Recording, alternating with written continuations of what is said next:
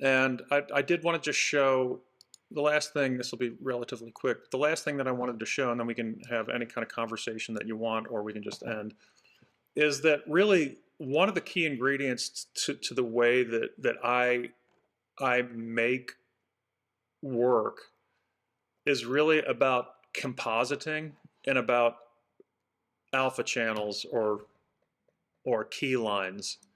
So, each one of these components is basically constructed on its own, like as its own thing. This is from without this dot pattern is from a print or a poster from the 1990s. You can see some of its. Actually, you can see some of the stuff from it here. Um, but the important point is that what I'm always doing is I'm always making sure that I have key lines, that I have mats behind the individual elements. So what I can do is almost like a music mixer. I mean, a recording engineer. You can play with the way that things sit in a mix. If you have a key line, if you have like a white, I mean, you guys all know what a key line is, but if each one of these things has basically a solid white object that is exactly the silhouette of the object, then really what I can do is I can play infinitely with um, how this work is mixed.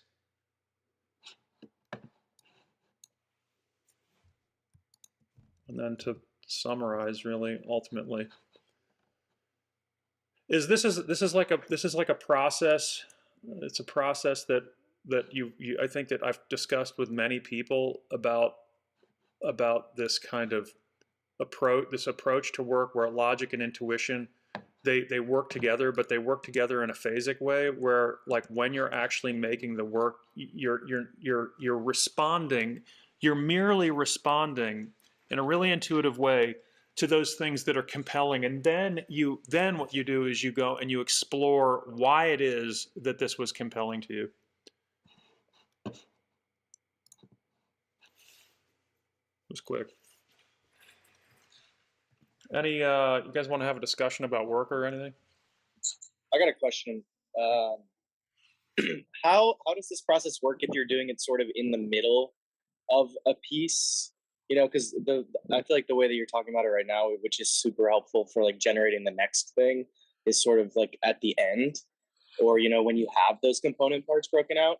Do you ever do this as sort of like a way to get unstuck, or like when you're in the middle of something, trying to like crack the code of like what it might need to be quote unquote done? Do you find that it's helpful in that way, or is it more of like a stop start sort of thing for you?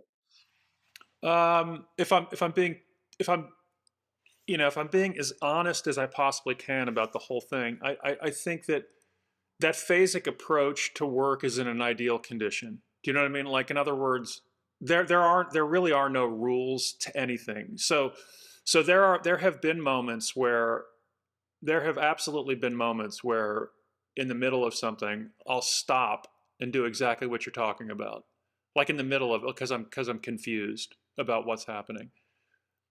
Um, and to suggest that I don't use logic while making work, I think, is inaccurate. So this in a way, this map that I'm talking about is a kind of simplification of a really complex process. But I think the takeaway.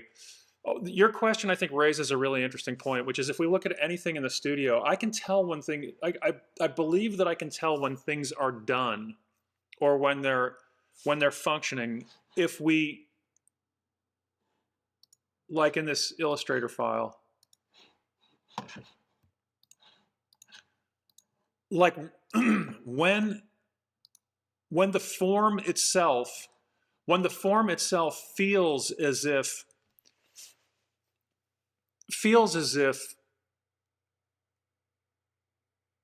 you know, I believe that an image like this appears as if it is kind of put together in a very scattershot way, that like stuff is just like thrown on top of one another. But actually, what I'm looking for is I'm looking for a kind of tightly wound aesthetic where you know the compositional hierarchies, where the thing where there's clarity of form and everything feels as if it's like that it fits together in a way that could only exist in this way. And this is really an intuitive thing. And it, but you know, like these are all pasteboards of pieces that at this point I haven't produced. This is all like process pasteboards for pieces that I have not produced. Now I like what's happening. I really like what's happening over in this piece, and was considering producing this piece, but. Um, like these haven't been made because they feel, to me, they feel very unintentional.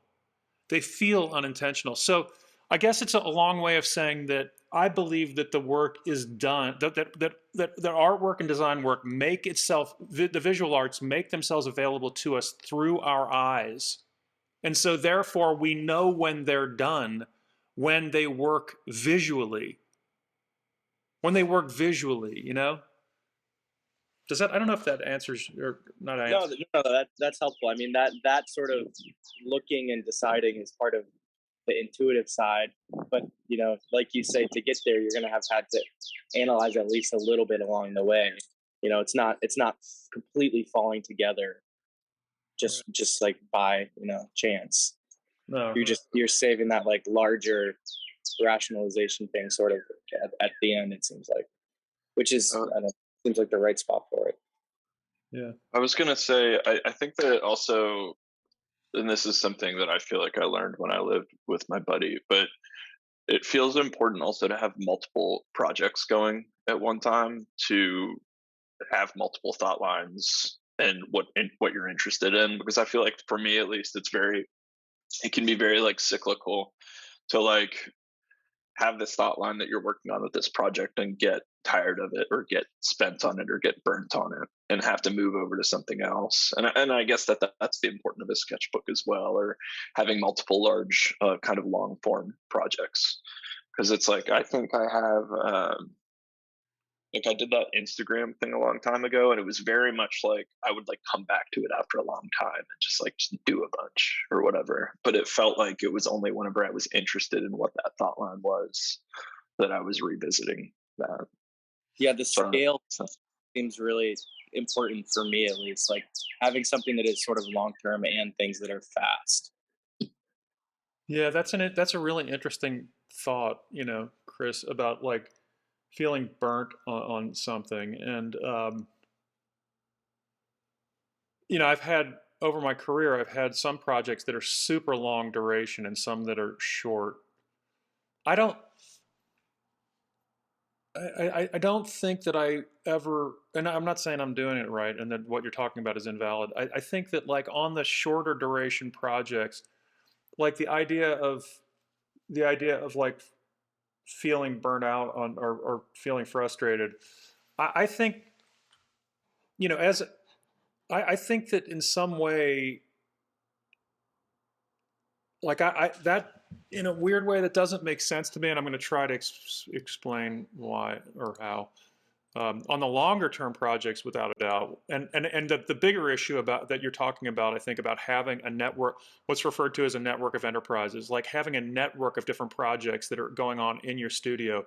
I believe that that's super, super important so that you can shift between these different things. But as an example, when we look at so many forms of contemporary design,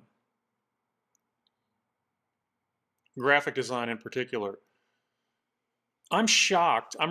Frankly, I'm really shocked by how direct the overwhelming and vast majority of designers make their work. And I'm not talking about how complex this image is, you know, because as an example, I could show you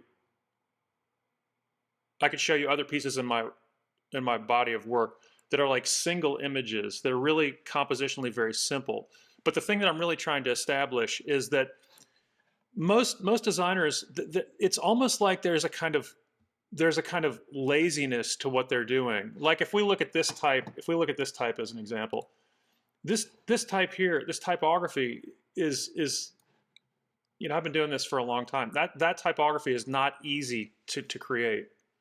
Like it's not like something that's really simple to create, like super simple to create. And all of this, like as an example, all of this stuff right here is really a kind of is a very labor intensive process.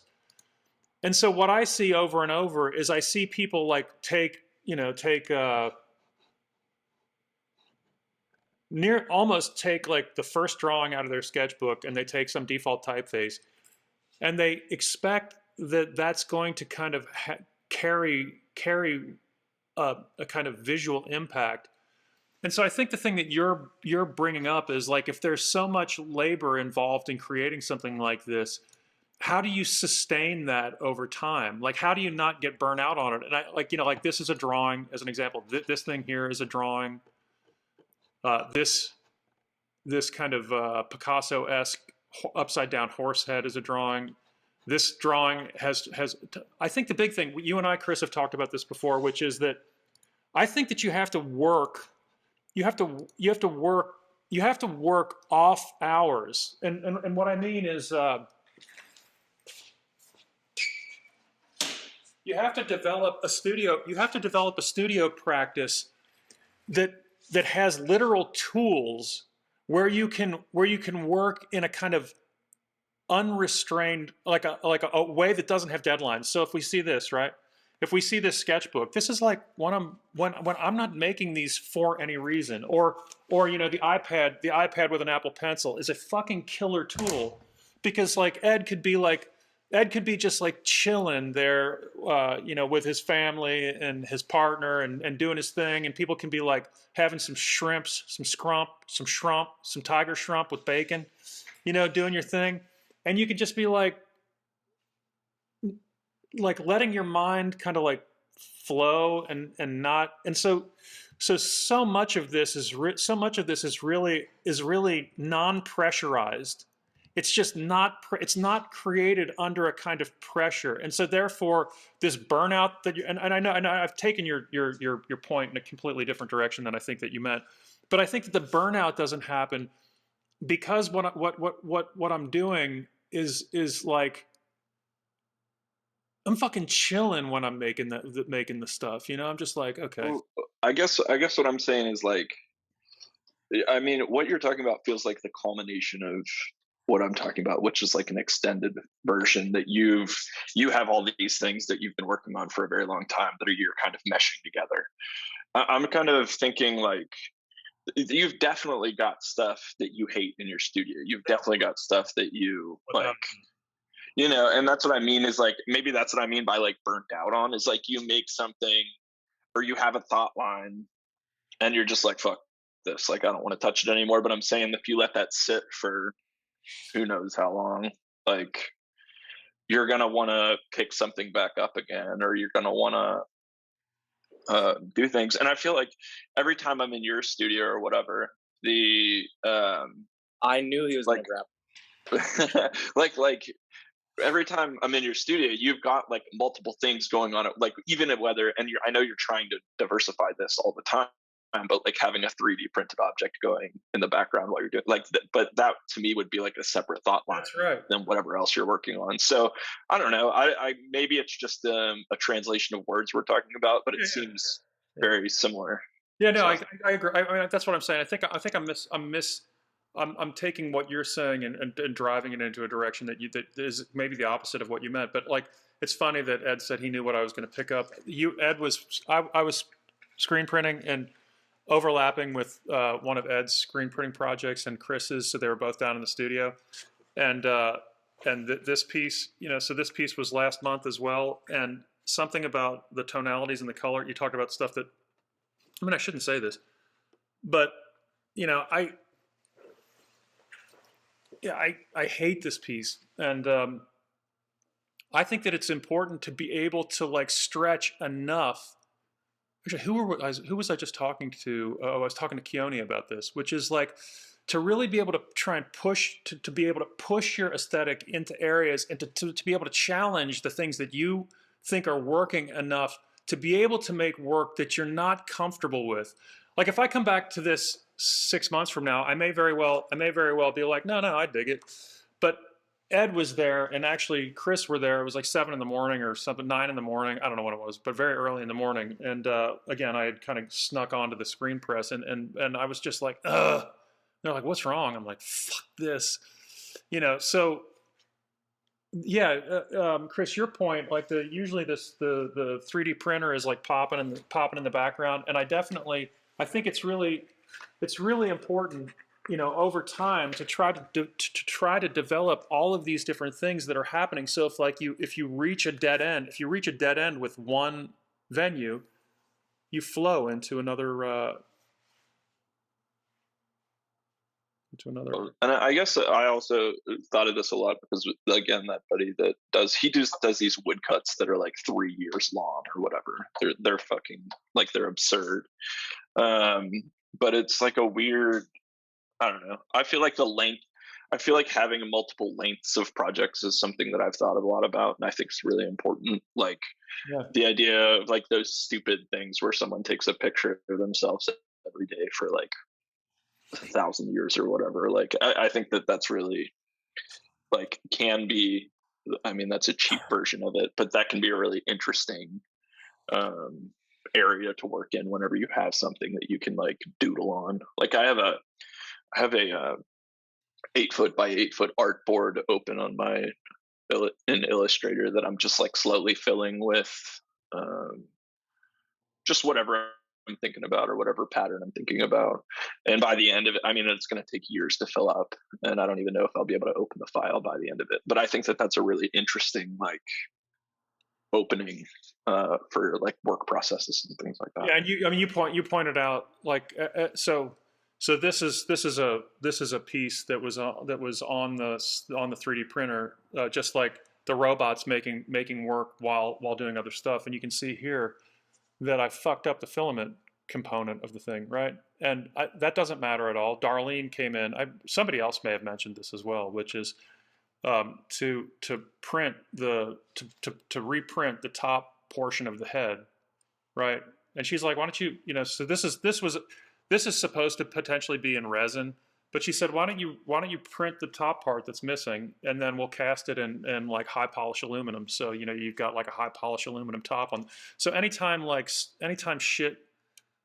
things go in a wrong direction, it's recycling or utilizing these objects. Like I could photograph this as an example and throw it into one of the prints, but I think that's closer.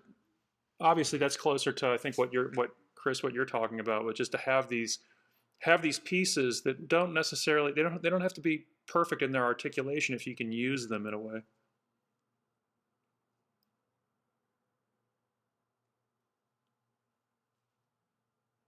I got a question. Yeah. How do you manage, I guess, I mean, we've talked about logic and intuition and kind of the phasal shift between those two things. And a lot of times it doesn't necessarily feel like I have a ton of control over that shift. Like maybe some of that's related to mood or like how you manage mood in your studio. But there are times where I'll come in and it's like so easy to be intuitive and just turn the brain off. And there's other times, especially even after like writing critiques, where you're kind of in this like very logical, analytical headspace. And like that actual shift and how you manage actually making the shift between the two. That's a great question. I mean, I think one of the things is age and experience. So, you know, if I reflect back on the time when I was in graduate school, trying to figure out what my work was even about, and trying to figure out the basic mechanics. Like you've made a lot of work that started out as kind of traditional abstract expressionism, and then as an example, you know, you were reading Hal Foster's Recodings and became aware of some of the ideas in that, which whatever. Anyway, point being that like that I think that had a material shift or had a shift in the way that your work was working. But to answer your question directly, like when I was trying to figure out some of the prime mechanics of how I thought art and design operated, it got very confusing, and I would sit in front of my studio, sit in my studio, or sit in my studio, and just be like, wait, what direction do I move? Like what? So now, I can't show this on this video. I can show it to you personally, but it would be too embarrassing. But I maintain a diagram like what I just showed. But what it is it's like it's an elaborate analysis of my own work.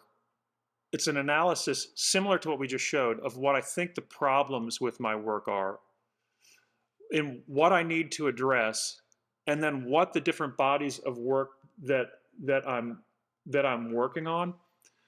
And so after I finish a project, there are these weird spaces of like where I'll come into the studio, right?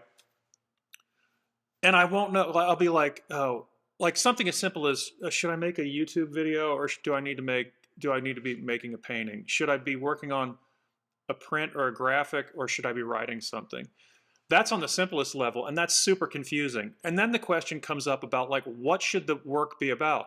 But I just showed you, and Ed pointed it out, but I pointed it out in the video. I just showed you that what I'll be doing is I'll be doing this process of analysis of my own work. And here we see that, oh, I don't know where it went. Well, I showed you somewhere in here that Saint Teresa of Avila thing came up again. Yeah, maybe it's in this one. Yeah, right. So in this diagram of false floaters, this is an analysis, one of my analyses of this piece, the previous piece. So this diagram is an analysis of the previous work. So this work was from March 1st, and the piece that has that epiglottis on it is from March 15th. But so I'll be constantly sifting through what I'm doing to try and figure out what the subject matter, themes, and images are going to be for the next work. I don't know if that answers your question or not answers, but contributes positively to the... Yeah, thank you. Anything else?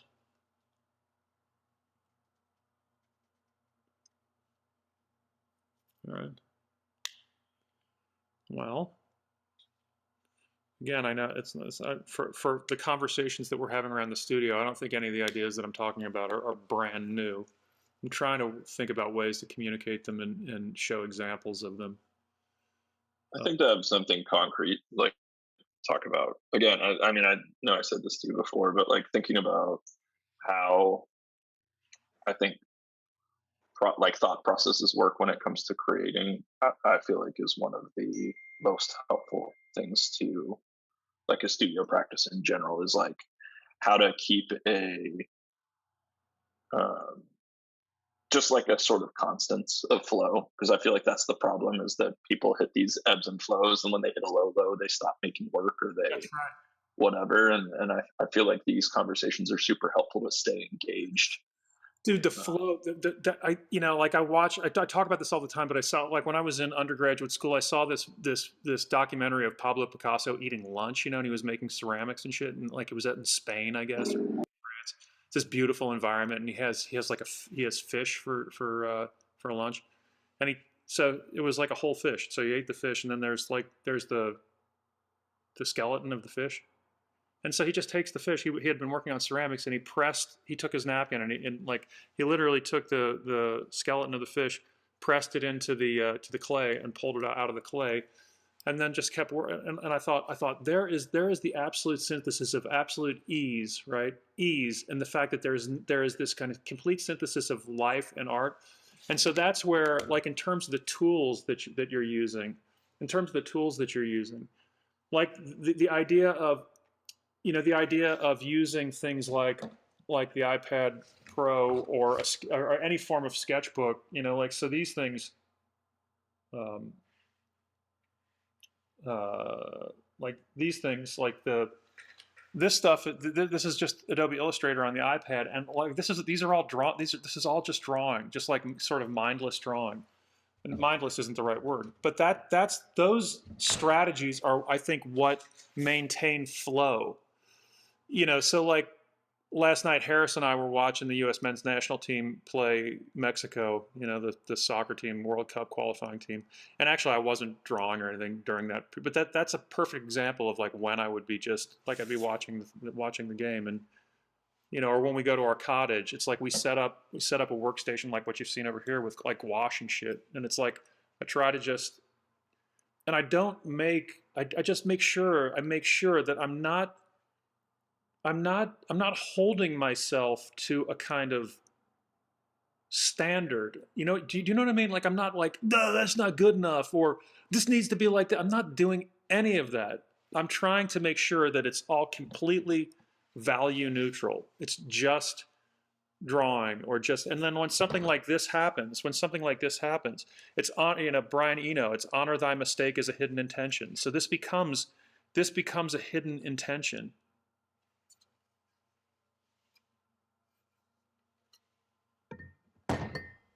Anywho. All right, well, anything else before we dip out? I caught the end of that game yesterday, Elliot. That was good stuff. It's great, dude. Claudio Reyna, which was I think he was I'm pretty sure he was an American player in the like 1980s or 90s. Was a great player. His son, Gio. Did you see that? He's got a son that's, I guess he's like 23 years old, and he plays in Germany and is on fire. But he's an American kid, and they put him in like the 60th minute. That dude is freaking incredible. They talk about Christian Pulisic, but this dude Gio Reyna is out of control. Like he whenever a soccer player dribbles through the entire team, that's a sign of bad soccer, because soccer is all about passing. But he didn't have any. He was I guess he's a center midfielder or something, and he didn't have any options. And he literally dribbled through like 8 of the Mexican team players, and almost he got. But I mean, again, that's not what you're supposed to do in soccer. But his skills are out of control. Yeah, I didn't catch that part, but I'm going to the Panama game. Are you really? Wow. Yeah. Cool. So excited. When that's Saturday, right? Saturday, I thought it was Saturday, I guess. Yeah. Oh, cool. Right on. That's great. I'll be jealous. All right, guys. Well, I'm going to be around the studio. Sam, if you want to meet now, we can meet now if you want.